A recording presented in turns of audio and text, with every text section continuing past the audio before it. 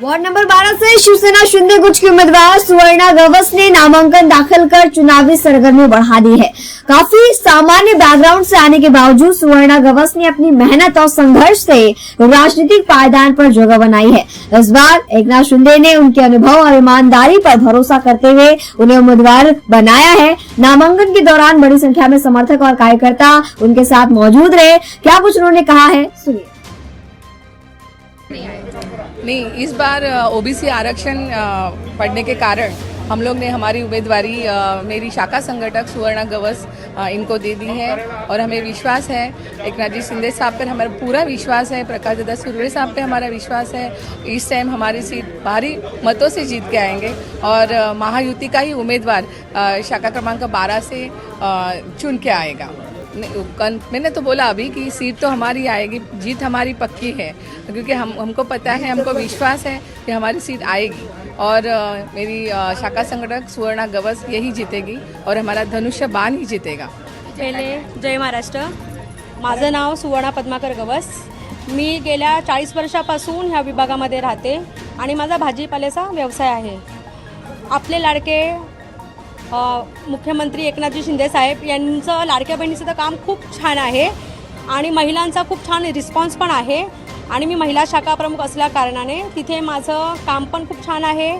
आमच्या माजी नगरसेविका गीताताई सिंगण, संजय सिंगण साहेब यांनी पण खूप काम केलेलं आहे आणि माझे सर्व वरिष्ठ महिला पदाधिकारी, पुरुष पदाधिकारी यांनी पण खूप छान काम केलेलं आहे आमच्या वॉर्डमध्ये।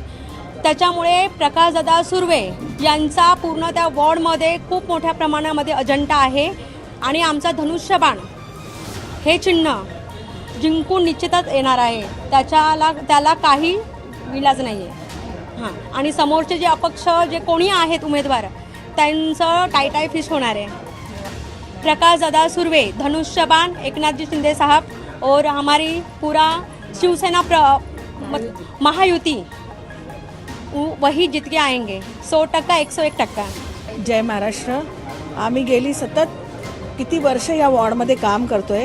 ह्याच्या आधी 5 टर्म, 1 टर्म गीता सिंगण होती।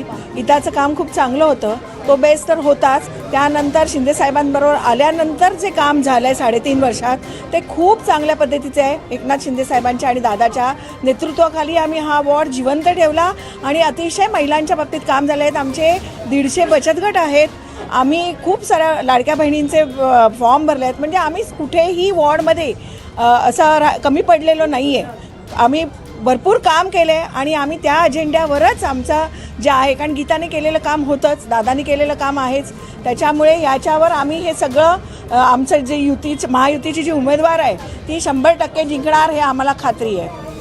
वो तो है ही। माननीय लोकप्रिय आमदार प्रकाश दादा सुर्वे, इनको पहले मैं प्रणाम करना चाहती हूँ क्योंकि आज आप देखेंगे पूरा मुंबई में जो न्याय दिया है हमारे उप मुख्यमंत्री एकनाथ शिंदे साहब, उन्होंने वो ऐसी हमारी एक छोटी सी हमारे लिए इनकी बेटी जैसे गीता सिंगन बड़ा दिल रखे और गीता सिंगन आमचे सिंगन साहब और उनकी बड़ी बहन हमारी शीलाताई, वर्षाताई और जिनके जरूर कहना चाहूँगी 2 दिन से सोए नहीं है हमारे ऐसे विभाग प्रमुख मनोहर देसाई, विभाग संगठक हमारी जो है मीनाताई पानमन, इनका बहुत बहुत शुक्रिया क्योंकि हमारे वार्ड में ना कोई भी काम करने दो, भगवा तो लहराने वाला ही है और हमारी उम्मीदवार आने वाली ही है। ये हमारे पास पूरा ये जो टीम है ना, ये सब काम करने वाली है। 40-40 बरस काम करे भगवे के लिए और ये भगवा आने वाला है, श्री राम का भगवा है, वो ऐसा जाने वाला नहीं है। और हमारी लड़की जीत के आने वाली है, वो सामान्य महिला है, घर का काम करके, शाखे का काम करके पूरा जिम्मेदारी संभालने वाली है, लोगों को संभाल के लेके जाने वाली लड़की है। और सिंगन साहब फैमिली को भी मैं धन्यवाद कहना चाहती हूँ क्योंकि बड़ा दिल चाहिए।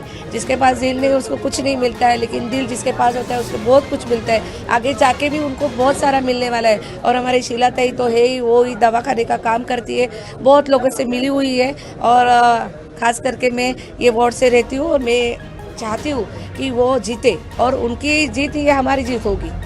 महाराष्ट्र राज्याचे उपमुख्यमंत्री एकनाथ शिंदे साहेब और आपल्या गोरगरिबांचे आमदार मागाठाणेचे प्रकाशदादा सुर्वे, नगरसेविका गीता सिंगन यांनी सुरुवातीलाच ठरवलं होतं की आपल्या इथल्या सर्वसामान्य महिलेला तिकीट द्यायचं।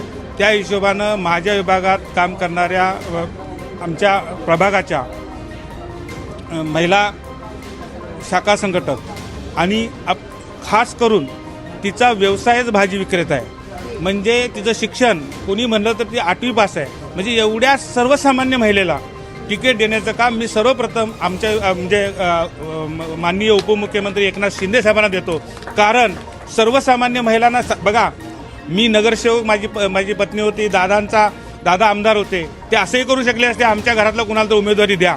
पण आम्ही दोघांनी आमच्या घरातला कोणी उमेदवार न देता सर्वसामान्य महिलेला या ठिकाणी उमेदवारी दिली. आणि आम्हाला खात्री आहे की ज्या पद्धतीनं दादाच्या इलेक्शनमध्ये आम्ही या ठिकाणी जास्तीत जास्त म्हणजे सेना बीजेपीच्या माध्यमातून जे आम्ही इथं मतदान घेतलंय, यातून आम्ही खरोखर समोर ज्यांच्या पायाखालची वाळू सरकलेली आहे. कारण सगळे लोक, मला जवळजवळ आतापर्यंत 1001 फोन आले असतील की शिंगण साहेब तुम्ही एकदम अशा सर्वसामान्य महिलेला हे तिकीट दिलं. ह्याचं कारणच आहे, आमचा पक्षच असा आहे की सर्वसामान्य लोकांनाच घेऊन चालणारा पक्ष आहे.